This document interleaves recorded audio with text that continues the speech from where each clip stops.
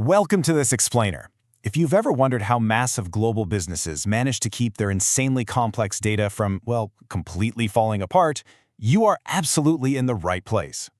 Today, we're exploring the exact architecture that keeps these enterprise giants running smoothly. Specifically, we're looking at how SAP divisions structure data. It's a genuinely fascinating topic, mostly because it's literally the invisible scaffolding holding up the entire modern digital enterprise. But before we get into the nuts and bolts, let's start with a massive question that literally every scaling business faces. How do enterprise giants keep their product data from turning into absolute chaos?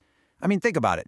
When a company is selling thousands of different products and services across, say, multiple continents, the potential for total data anarchy is huge. Without some kind of structural savior, reporting becomes a total nightmare, supply chains get completely tangled up, and your strategic growth, yeah, it hits a brick wall. So the secret to avoiding all that chaos really lies in how you structure your digital foundation. Okay, let's dive into this and look at the foundational definition. In the SAP world, a division is essentially an organizational unit that groups together products, services, or entire business lines. You're going to see this heavily utilized within the sales and distribution, or SD, and materials management, or MM, modules. Think of it as the ultimate categorization tool. It essentially takes the sprawling, chaotic complexity of a company's offerings and organizes them into these neat, highly manageable, and super strategic buckets. So here's our roadmap for today's explainer. 1. The SAP division defined. 2. Inside the data hierarchy. 3. Core features and integration. 4. The Rasta Infotech case study. And finally, number 5. Strategic benefits for growth. Let's get right to it. Section 1. The SAP division defined. Grouping for growth. When we look at the primary purpose of a division in SAP, it really boils down to 3 strategic pillars. First off, it helps businesses categorize their offerings. It's kind of like a massive supermarket, right? You wouldn't put automotive oil right next to the fresh produce. This categorization maintains operational sanity and it drives strategy. Second, it allows companies to manage their reporting accurately, specifically by product lines. Because let's face it, if you can't clearly see how a specific product line is performing, you really can't make smart decisions. And third, it aligns your sales strategies with broader organizational goals.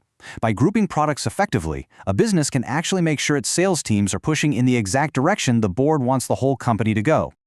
Moving on to Section 2, Inside the Data Hierarchy, the Building Blocks of SAP. Now let's walk through this hierarchy so we can see where a division actually sits within the broader SAP system. Right at the top level, you've got the company code. That represents the legal entity of the business itself, and divisions ultimately belong to these company codes. Then stepping down a level, you have the sales organization, which, as it sounds, is responsible for managing sales. Divisions are explicitly defined under these sales orgs. Next up is the distribution channel. This dictates the delivery method, basically how the product physically gets to the customer. And finally, divisions combine with these distribution channels to create something entirely new and honestly, super vital. What's really interesting here is how it all comes together in one incredibly powerful equation. Sales area equals sales organization plus distribution channel plus division. The division sits perfectly right below the sales organization and the distribution channel in that hierarchy. And when you combine these 3 specific elements, they form what's known as a sales area.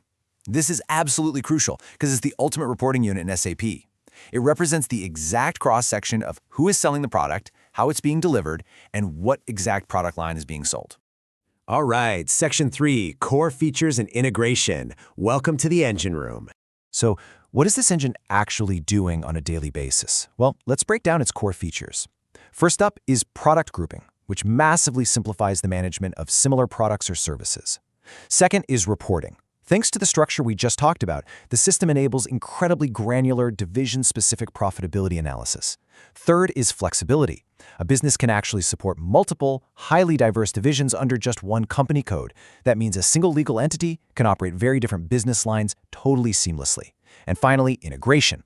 Look, a division doesn't operate in a silo. It works seamlessly to create end-to-end business processes across the SD, MM, and FI, which is financial accounting modules. It's fully integrated right into the financial and operational heartbeat of the whole company. Section 4, the Rasta Infotech case study. Let's look at some real-world ROI.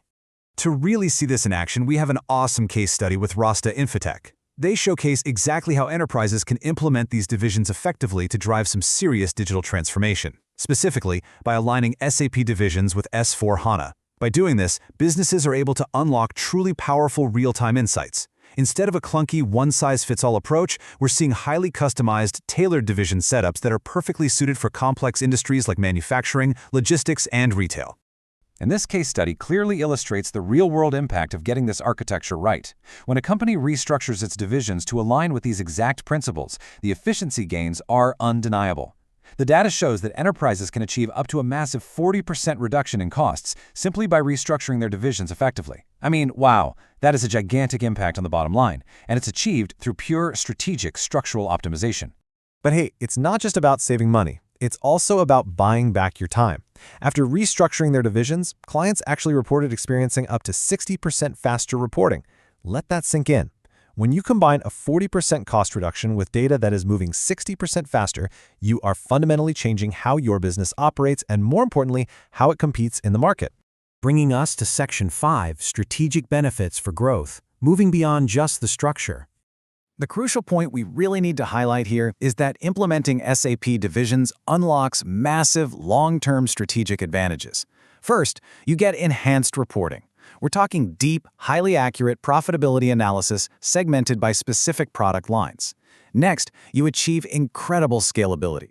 You basically gain the ability to smoothly manage multiple product lines across vastly different global geographies without skipping a beat. You also secure way stronger compliance, mostly because regulatory reporting becomes significantly easier to manage when it's already properly segmented by division. And finally, you enable real digital growth. This highly organized data structure paves the way for seamless integration with advanced tools like the SAP Analytics Cloud, completely opening the door for game-changing predictive insights. Honestly, if you take away just one thing from our explainer today, let it be this. A division in SAP is so much more than just a basic structural unit. It is a totally vital strategic tool for business growth, pinpointing reporting, and comprehensive digital transformation. As we just saw with the Rasta Infotech case study, the companies that are actually unlocking the full potential of these divisions are the exact same ones driving true efficiency and limitless scalability. Which leaves us with this final, critical thought to ponder. As you look at your own systems right now and you evaluate your own digital transformation journey, is your organizational data actually structured for growth, or are you just structured for survival? Because the way you categorize your foundation today absolutely dictates how high you can build tomorrow. Thank you so much for joining me for this explainer. Keep learning, keep structuring your data, and I'll see you next time.